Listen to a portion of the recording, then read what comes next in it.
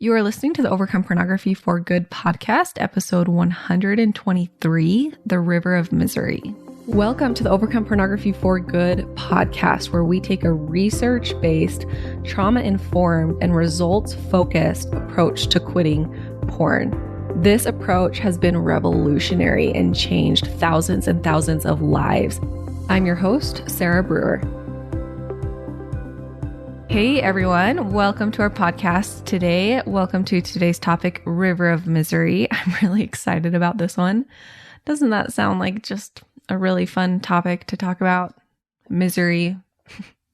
No, but it'll be really good. It's been coming up a lot in these What's Possible interviews that I've been doing.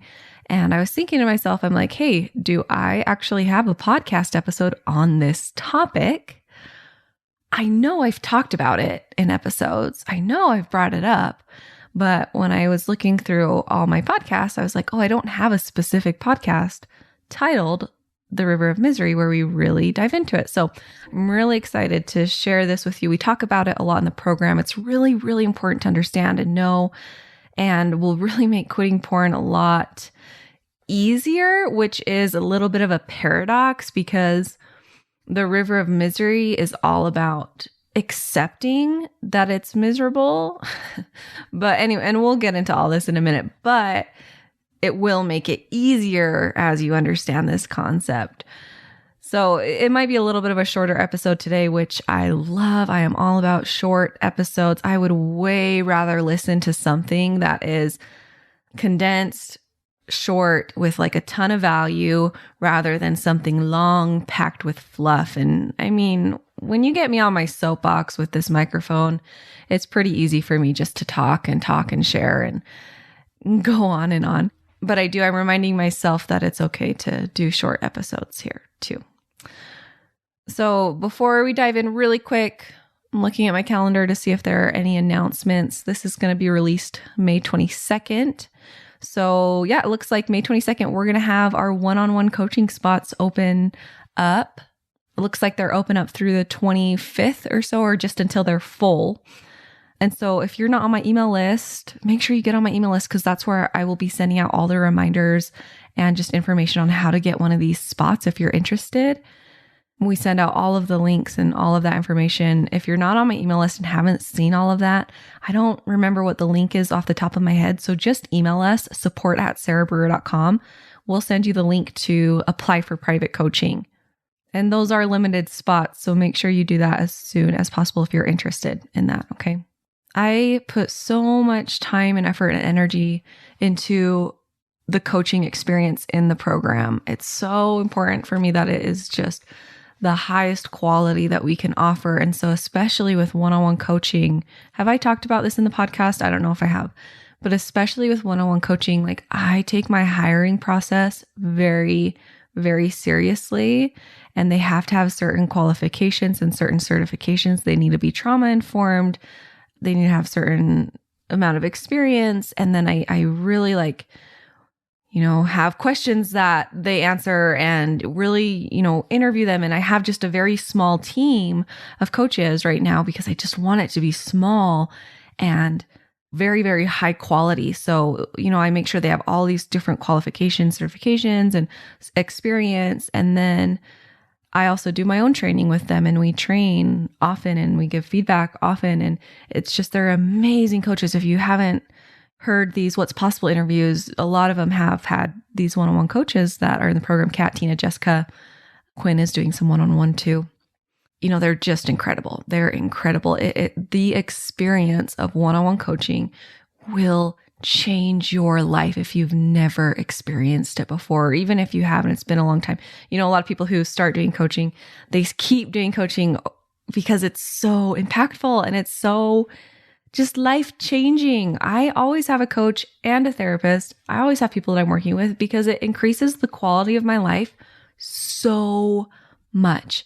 I cannot tell you the quality of my life before coaching and therapy. And now after coaching and therapy, it's like I want to cry because of how much more at peace I am, how much more healed I feel, how much more present I feel in my daily life, and how much more capable I feel to handle any of the stuff that comes my way. We don't just have to do it alone. Anyways, if one-on-one coaching has been on your mind, you've been wanting to maybe try it out, we make it really, affordable for what it is, for what we offer. It's very, very competitive in pricing for anything similar. Coaches are fantastic, just top notch. I want everyone who has the means and that desire to experience it, I want you to experience it. So please come and apply for that and let us get you a spot for private coaching if you're interested. Okay, like I said, I want this to be a short episode, but I start talking and I can just talk and talk and talk and talk. So let's dive into the content today, River of Misery. All right, what is the River of Misery?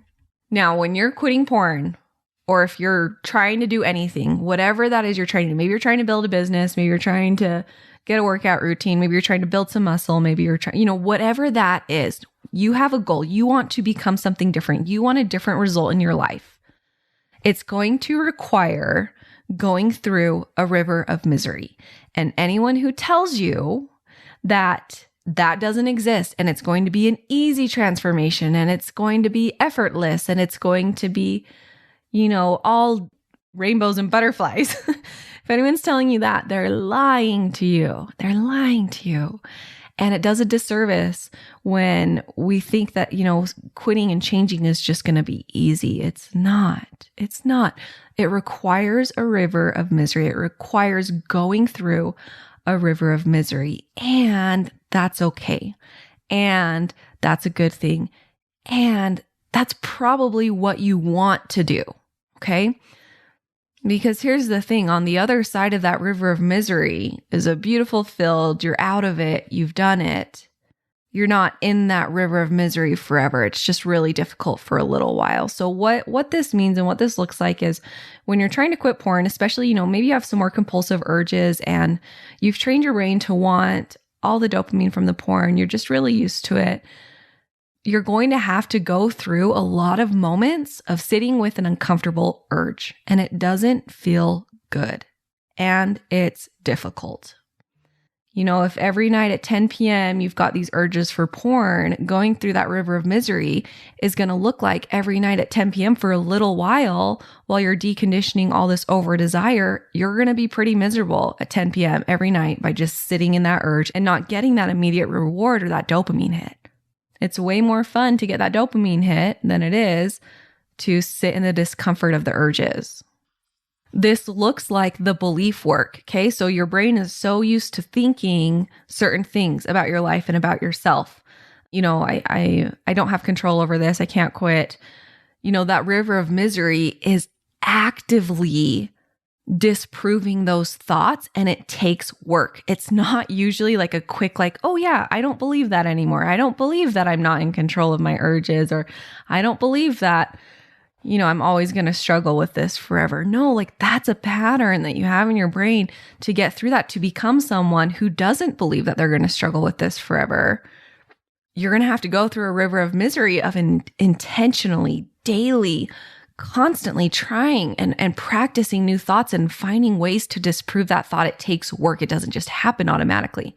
Now, if this is maybe one of your first episodes or you haven't heard me talk about the belief plan episode, you know what? In a few weeks, I'm going to do an encore and I'm just going to replay that episode for you. So listen to it again in 2 weeks or just go back and re-listen to it. It's so good. I have so much content on that. Sometimes when I get talking, I'm like, oh yeah. And I have to remind you of this and this and this and this and this. And anyways, I just need to send you guys back to the other podcast episodes that talk about that. But anyways, back to the river of misery. The river of misery, going through this difficult transition period to become someone new. It's the same thing. You're trying to build muscle to get really big biceps. You've got to go through some miserable periods of really difficult weight lifting sessions, right? And you've got to be consistent and you've got to show up for yourself and you've got to do it over and over and over again. And it's hard, but eventually you get to the point where those biceps are pretty big and it doesn't take the same amount of work to maintain that muscle. It's the same thing with all of this. So, you've got your 10 p.m. urges. There's a lot of work at the beginning to start to decondition your brain out of that. But eventually your brain is not going to associate 10 p.m. with getting that dopamine hit of the porn. And so it's not going to be as difficult. I talk about that in the over desire podcast episodes. Okay. So search over desire. I talk about that how your brain works and all of that stuff. Okay. But the idea here is we're going through it so that, it's not as difficult. It's not as hard. The same thing with creating new beliefs and new identities. It's freaking hard at the beginning. It is. It is a river of misery. And I've been going through this with some of my own stuff that's been coming up lately. I'm to a point where I'm ready to start thinking something different and to have some more hope and to have some more like different opinions. And I've done a lot of healing work, and now I'm ready to move into this phase of empowerment around something specific. I'm not going to go into all the details. I have a hard time knowing exactly how vulnerable to be with you guys. So I'm not going to go into all those details right now. But you might hear me talk about it a little bit more in depth if you're in the program. I feel a little bit safer talking about the personal stuff in a container like that than just like a big public platform. But so it's hard. That's the point that I'm getting at, is that it's been hard. It's difficult. And my brain, it always wants to go back to its old patterns of thinking and believing. It always wants to go back to hopelessness and feeling misunderstood and feeling like no one's ever going to understand me in this certain area. And, I've done so much work and healing through this, and I'm ready to move out of that. And it feels good. But what I have to do that is genuinely, I have to sit down and I have to journal like multiple times a week and get in that headspace and work my brain to start thinking something different. I had to do this with my business and with my money mindset a lot when I was first starting. So when I was first starting, it was just, there were so many beliefs like no one wants to listen to me and I'm not going to be able to be successful. And so I got to the point where I was like, I'm ready to change those beliefs. And I had to go through a river of misery where it was like and I don't like using the word fighting, but that is kind of what it was like, where it was like I was fighting those old belief patterns every single day. And I would wake up and they would just be there. And so then I had to journal, and I would journal every day to try to start to believe new things. And I would find evidence for it, and I would work on it. And I would like it was work creating these belief patterns that people do want to listen to me and that I can be successful here. And that I can support my family and support the life that I want by doing this. Like that took so much work. And I'm so grateful and so proud of myself for going through that work, because now on this side, that's just natural for me. It's just easy for me. I don't need to journal on that anymore. I mean, maybe I'm trying to think if I even have had to recently. Maybe like once every so often, if some like weird energy stuff comes up, I'll do some journaling or some meditation around it. But it's just so natural and easy to me. It's easy for me to make money. It's easy for me to share things that are important. It's easy for me to help and coach and really help people quit porn. It's easy for me to believe that what I am doing is so valuable and worth every single cent to people, where at the beginning, it wasn't easy for me to believe that. I really had to work through that. I really had to create that. And I'm so grateful I'm on this side of that river of misery that I was willing to go through that. This is what, you've heard clients say in these What's Possible interviews. And I'm trying to remember who the exact person was. I've done a lot of them, so it's hard for me to remember exactly who it was that said this, but they kept saying, this is work, this is work, this is work. And I really had to decide that I was going to believe something different. And I had to sit down and do the work. And it wasn't easy, but I did it. Because here is the alternative. You guys, the alternative to going through the river of misery is to sit and hang out in the pond of misery. I want you to think kind of irky, murky, icky, just stagnant water, right? The river of misery, water is flowing through and it's more intense and it's more difficult and you really have to swim to stay afloat. But this pond of misery, it's pretty miserable too, but it's like that feeling of just being stuck and non-movement. That's not a great place to be either. And that gets pretty old after a while. And there's not really anywhere to go in that pond of misery. The only thing there is to do is just soak in ickiness. This river of misery, it's difficult, but at least it's clean and there's a place that you're going. There's somewhere to go. There's another place to get to. By crossing the river of misery, you get stronger, you get the result that you want, and it's invigorating, right? It's so invigorating to do something so difficult. So let me just kind of reiterate what that river of misery might look like with quitting porn. It's going to look like sitting with the discomfort of the urges in witching hours or moments that you've really trained your brain to want that porn, those over desire moments. It's going to look like looking at the patterns that are creating the porn use, right? I hear that from people, especially in those free classes that I do when I'm explaining buffering and I'm explaining all these concepts. They're like, well, it's difficult to like feel pain. And it's like, my life is actually not that great. And it's difficult to look at that. And porn, yeah, it's an escape from that. And so the river of misery might be looking at all the things that you're trying to escape your life with and the painful things that are coming up for you and then working through those, whether that's just a belief that you're not good enough, that no one likes you, that no one wants to be with you, that you're lazy, that you're never going to be successful, all of those, thoughts and beliefs that come up that you're trying to escape about your life. Or, maybe it's a past, maybe you've got difficult experiences and stuff that you've had to take accountability for, and it's just hard to look at. The river of misery is looking at that and being willing to heal from that and doing the healing work to heal from that. The river of misery looks like just showing up for yourself every single day and changing beliefs. And like I've already talked about that, like how difficult that belief work can be. And like I said, I'm going to have them do an encore of the belief plan exercise in a few weeks so that you can go and re-listen to that again, because that's going to dive into that process really, really deep. But the idea I want you to get here is that there's the how to do the process. And I teach you how to do all that, how in the program, and we work through that in the program, and I teach you how in the podcast, and I'll teach you the how, but you're not going to be able to stick with the how unless you have the expectation that, okay, we're entering the river of misery and I'm committed to feeling the discomfort of going through this river of misery. Okay.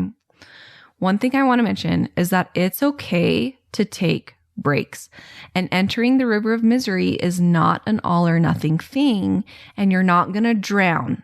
Okay. You're not going to drown in the river of misery. You can stand up in it and you can always move to the side where it's not as intense. Okay. It's okay to rest. It's good to rest. This isn't all or nothing. This isn't like, all right, we're entering the river of misery, swim, swim, swim, swim, and you either make it or you die, right? Which I understand that could be seen like that. That's not what we're talking about. We can take breaks, we can rest. And are you committed to going through the river of misery, the difficult process, in order to become who you want to be, in order to quit porn, in order to whatever, right? This is about so much more than just quitting porn, you guys. Whatever your goals are, if that's, you really want to feel fulfilled in your career, you really want to be the husband, mother, father, wife, you really want to be a different kind of person in your relationships. Maybe it's money goals, maybe it's business goals, maybe, whatever that is.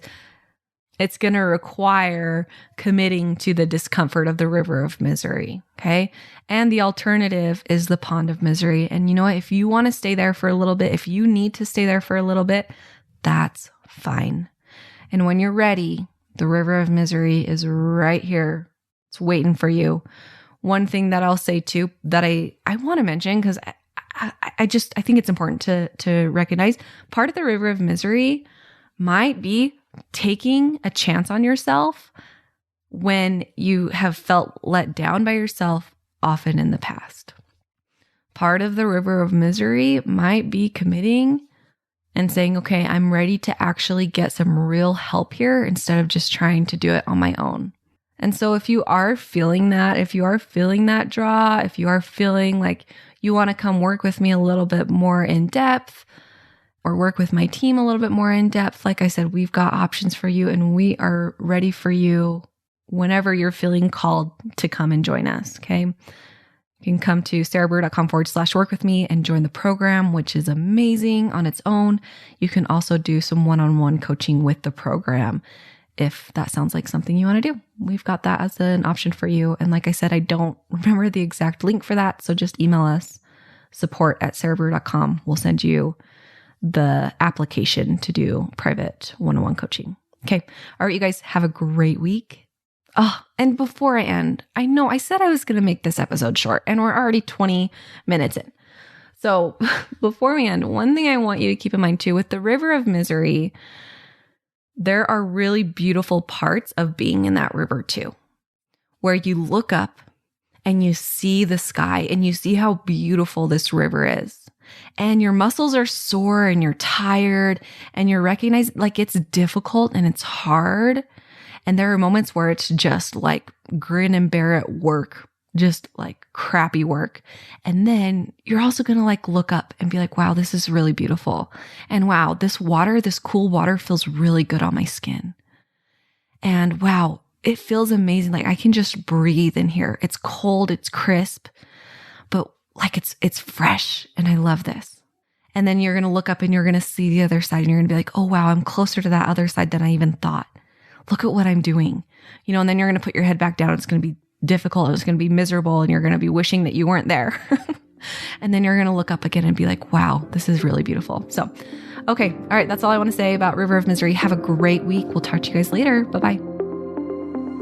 I want to invite you to come and listen to my free class, How to Overcome Pornography for Good Without Using Willpower.